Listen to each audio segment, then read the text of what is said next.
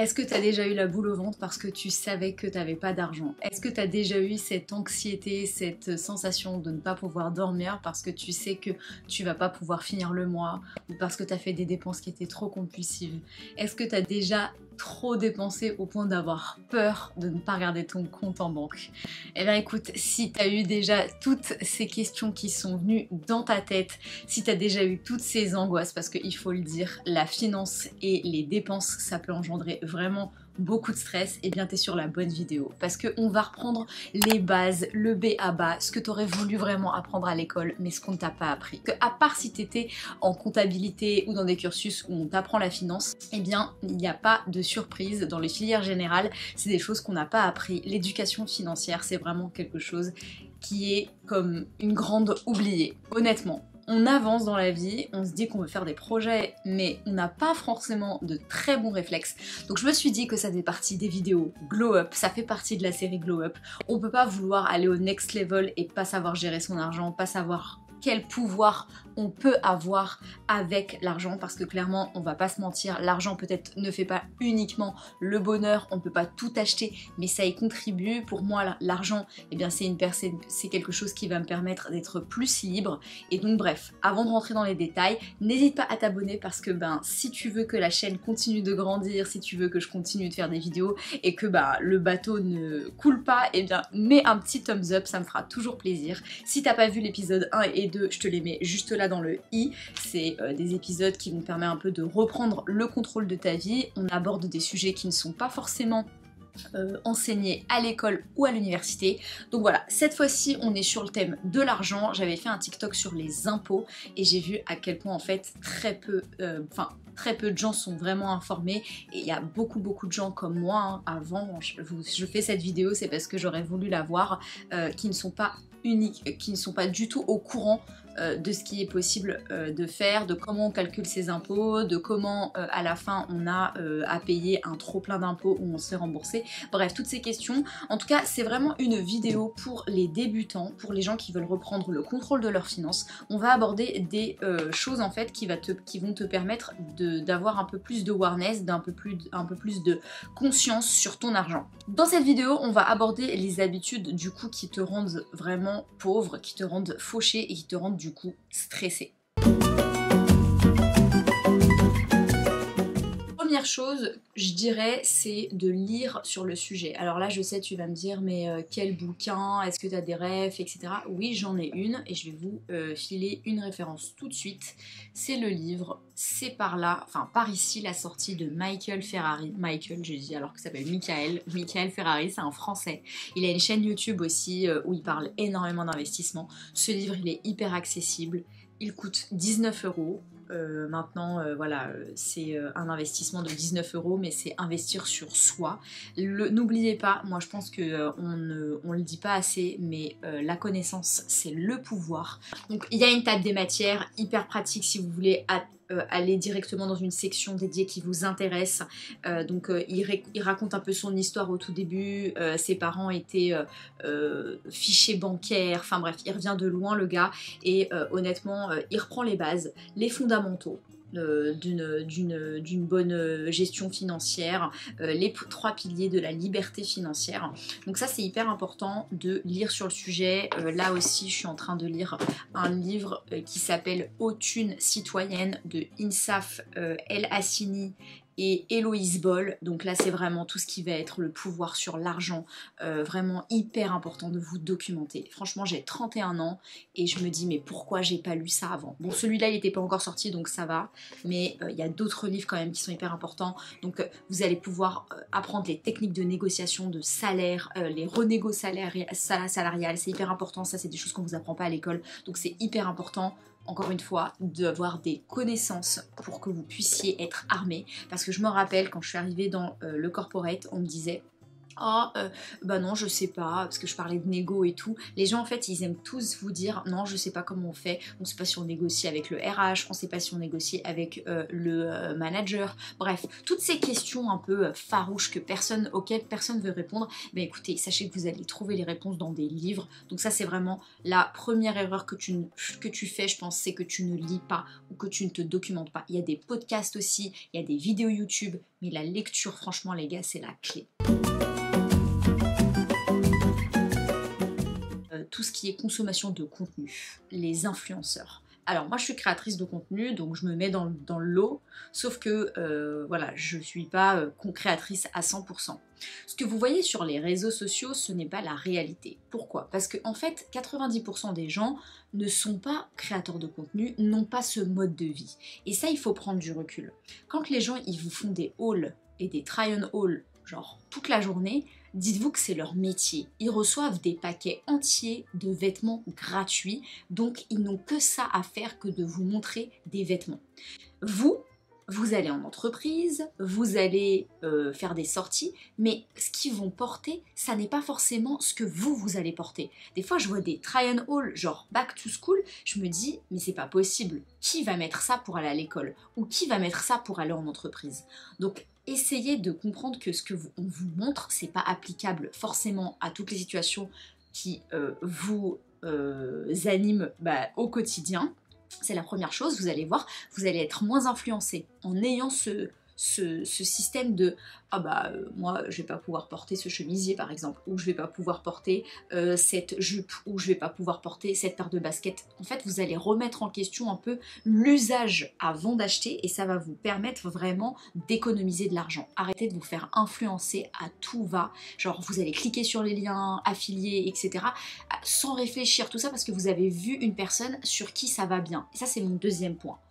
Comprenez aussi que les nanas que vous suivez, elles font des fois pour la plupart un 34, un 36. Elles ont une morphologie bien spécifique. Ça n'est pas votre morphologie, ça n'est pas votre taille. Le vêtement, il ne va pas vous aller comme vous allez le voir sur la personne. Et donc du coup, vous allez quand même l'acheter. Vous allez le porter, vous allez vous rendre compte que ça ne vous va pas et il va finir dans un bout de placard ou dans un fond de placard et on le sait. Et au final, vous allez vous faire influencer comme ça d'une manière qui est finalement contre-productive. Quand vous ne faites pas de wishlist, ça c'est la troisième habitude qui te rend pauvre. Pourquoi? Parce qu'au final, t'achètes tout ce qui te plaît. Tu vas dans un magasin, ah ouais, j'aime trop cette paire de chaussures, ah ouais, ce chemisier il me va bien, ah ouais, je devais m'acheter des compléments alimentaires, ah ouais, je devais réserver tel voyage, ah je devais acheter tel livre et tout. Bon, il faut à un moment donné refaire le bilan. Il faut se poser, écrire chaque début de mois une wishlist. Tu te fais cette wishlist et tu reviens dessus 7 jours plus tard, 14 jours plus tard, 28 jours plus tard. Tu vas voir, il y a des choses qui vont franchement finalement disparaître. Tu vas dire, ah ouais, ça finalement, je voulais grave ça. Finalement, maintenant, je vois que j'en ai pas besoin. Et tu vas rayer en fait au fur et à mesure. Et il n'y a que les trucs vraiment importants qui vont rester. Tu vas pouvoir économiser avec le temps parce que tu sais que tu veux vraiment ce truc. Donc tu vas pouvoir l'acheter, mais arrêtez les achats compulsifs. Et ça c'est des erreurs que j'ai faites, hein. Attention, je suis pas là en train de vous juger, je suis personne moi pour vous dire attention tu fais ça bien, mal, machin. Moi je suis juste en train de vous dire que j'aurais voulu apprendre ça dans ma vingtaine, j'aurais voulu être complètement consciente de tout ce que je suis en train de vous dire plus tôt. Mais malheureusement, voilà, je me suis pas documentée, il y avait forcément pas grand monde qui m'avait aussi donné d'infos sur le sujet.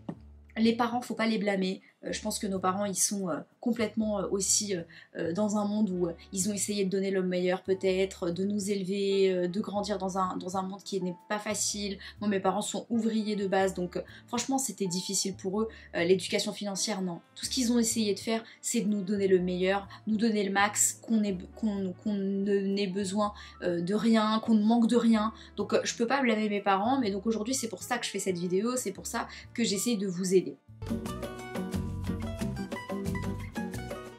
Quatrième erreur que tu fais, c'est que tu n'investis pas ton argent. Et attention, avant d'investir, il faut se former. Alors pour se former, il y a soit les livres, les podcasts, les vidéos YouTube. Ok, très bien. Ou alors des formations qui sont payantes.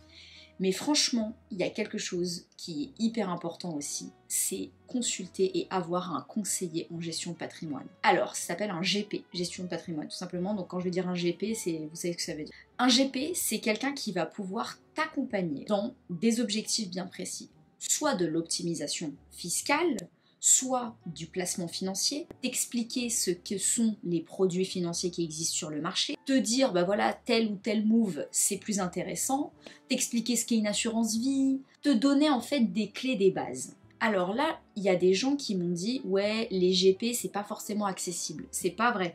La dernière fois je suis allée à un événement justement de la moisson, qui est une entreprise, je crois que c'est une start-up ou une entreprise, elle est CEO, la CEO c'est Lina Belmadi, et en fait il y avait plein de personnes qui étaient GP dans cet événement à leur compte, donc ils sont gestionnaires patrimoine en finance quoi, et en gros, bah non, c'est pas vrai, il faut pas être blindé pour avoir un GP, non, pas du tout, justement. C'est eux qui vont voir le potentiel et qui vont t'accompagner pour que tu puisses t'enrichir et les enrichir en partie. Donc ne voyez pas ça comme inaccessible, faut pas gagner des revenus à 200K par mois pour consulter un GP.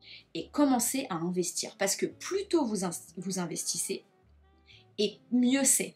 C'est mieux d'investir plus tôt des petites sommes que d'investir tard des grosses sommes. Ça c'est l'histoire de intérêt composé, mais voilà, là je vais pas vous en parler, c'est juste pour vous donner un peu les clés. Donc essayez de vous renseigner et d'aller voir, de vous faire accompagner. Le banquier, c'est pas toujours la seule personne qui va vous accompagner. Le banquier, il n'est pas là pour vous optimiser les impôts, vous aider dans la déclaration d'impôts.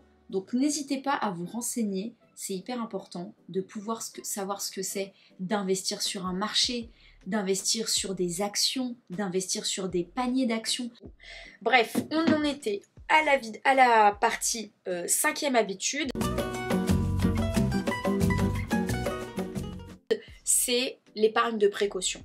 Avant d'investir quoi que ce soit, avant d'acheter n'importe quoi, avant de faire des voyages, etc., s'il vous plaît, épargnez, avoir une épargne de côté sur un livret qui est disponible, pas un PEL où l'argent est bloqué, etc. Avoir un livret A, un LDD par exemple, vous allez dessus épargner, allez, 2-3 mois de charge. Ça, c'est intéressant. Donc, comme ça, vous n'allez pas dire 2-3 mois de salaire, mais 2-3 mois de charge. Qu'est-ce que vous allez à payer? Par exemple, si vous êtes chez vos parents, essayez d'imaginer que demain, vous devez payer votre téléphone, votre Navigo et un loyer. Et éventuellement des courses. Si vous êtes, par exemple, avec un salaire...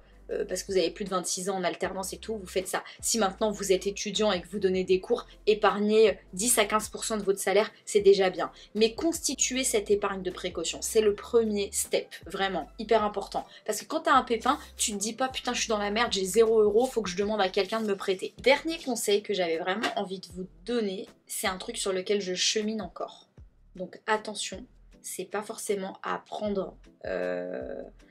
c'est à prendre avec des pincettes. C'est ce qu'on appelle l'abondance mindset. L'abondance mindset, c'est de se dire que de toute façon, l'argent ça part, l'argent ça revient. Et qu'il ne faut pas être avare. Faut pas économiser sur tout et se frustrer. Bon, faut pas aller toutes les 5 minutes, je vous dis pas de faire genre ouais bah je suis dans un abondance mindset, je vais aller m'acheter des chaussures à 1000 €, de toute façon les 1000 € vont venir sur mon compte. Non, bien sûr que non, je ne vous dis pas de faire ça. Ce que je vous dis c'est que il faut pas être non plus en mode complètement courir derrière l'argent. L'argent va venir, il faut que vous ayez cette abondance mindset.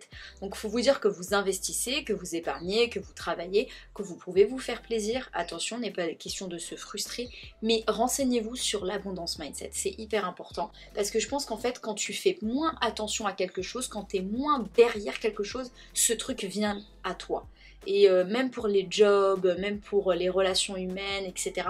Donc l'argent c'est un peu pareil je pense. Il faut mettre en place des systèmes, mais se dire ça va venir de toute façon. Donc c'est pas la peine que, voilà, si j'ai envie de prendre un café au Starbucks, n'allez pas prendre un Starbucks toutes les semaines, tous les jours, c'est clair, mais ne vous frustrez pas, allez-y. N'ayez pas un poor mindset, voilà, ayez un abundance mindset. Donc si vous avez envie d'un café, allez-y, faites-vous plaisir. Si vous avez envie d'acheter un livre pour vous instruire, allez-y aussi. C'est pas ça qui va vous appauvrir. Donc c'est un peu ça l'abondance mindset.